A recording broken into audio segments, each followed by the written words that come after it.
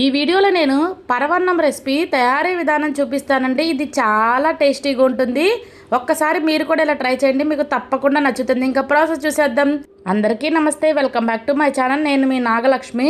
ఇది ఇక్కడ నేను బియ్యాన్ని తీసుకుంటున్నాను. బియ్యాన్ని ఇలా ఒక కప్పు నిండుగా తీసుకుంటున్నాను. వీటిని శుభ్రంగా 2 సార్లు కడిగి వాటర్ వేసి నానబెట్టుకోవాలి. నేను మరీ ముందేమి నానబెట్టట్లేదు, ఒక 10 మినిట్స్ ముందు నానబెట్టాను అంతే.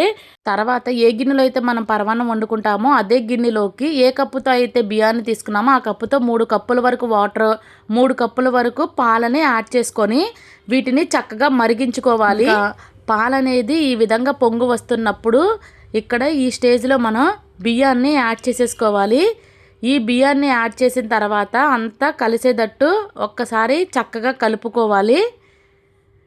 ఈ రైస్ని ఉడికించుకోవాలి. మీడియం టు లో ఫ్లేమ్లో పెట్టుకొని చక్కగా ఉడికించుకోవాలి.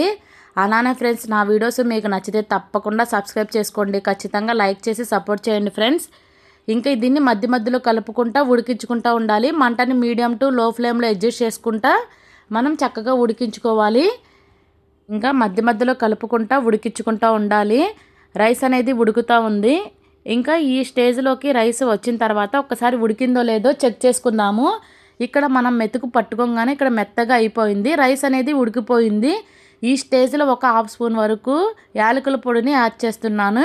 ఇక్కడ యాలకులు దంచుకొని యాడ్ చేసుకోండి. ఒకవేళ మీరు తక్కువ యాలకులు మిక్సీలో వేస్తే అవి నలక్కపోతే దానిలో కొంచెం షుగర్ వేస్తే మెత్తగా అవుతాయి.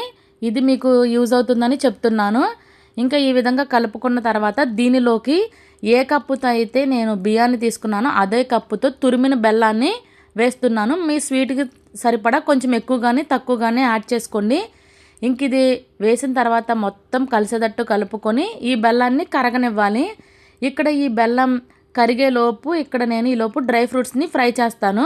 దానికోసం పొయ్యి మీద ఇలా ఒక చిన్న కళాయిని పెట్టుకొని దానిలోకి 1 స్పూనున్నర వరకు నెయ్యిని యాడ్ చేస్తున్నాను.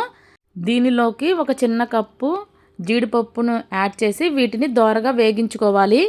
ఇంకా జీడిపప్పు ఈ విధంగా వేగిన తర్వాత వీటిని తీసి పక్కన పెట్టేసుకోవాలి. ఇంకా మళ్ళీ అదే కళాయిలోకి కొన్ని కిస్మిస్లు వేసి వేగిస్తున్నాను. ఇంకా ఇవి కూడా వేగిపోయిన తర్వాత వీటిని కూడా తీసి పక్కన పెట్టేసుకోవాలి. ఈలోపు ఇక్కడ చక్కగా బెల్లం కూడా కరిగిపోయింది. ఇంకా ఈ స్టేజ్లో మనం ఫ్రై చేసుకున్న ఈ డ్రై ఫ్రూట్స్ని యాడ్ చేసేసుకొని ఒక్కసారి అంతా కలిసేటట్టు చక్కగా కలుపుకోవాలి. ఇంకా కలుపుకొని స్టవ్ అయితే ఆఫ్ చేసేసుకోవాలి. అంతేనండి, టేస్టీ పరమాన్నం ప్రసాదం రెడీ అయిపోయింది. ఈ వీడియో మీకు నచ్చితే ఒక లైక్ చేయండి, మీ ఫ్రెండ్స్ అండ్ ఫ్యామిలీకి షేర్ చేయండి. ఇలాంటి టేస్టీ అండ్ సింపుల్ రెసిపీస్ కోసం నా ఛానల్ని వెంటనే సబ్స్క్రైబ్ చేసుకోండి. Thank you for watching. Bye bye.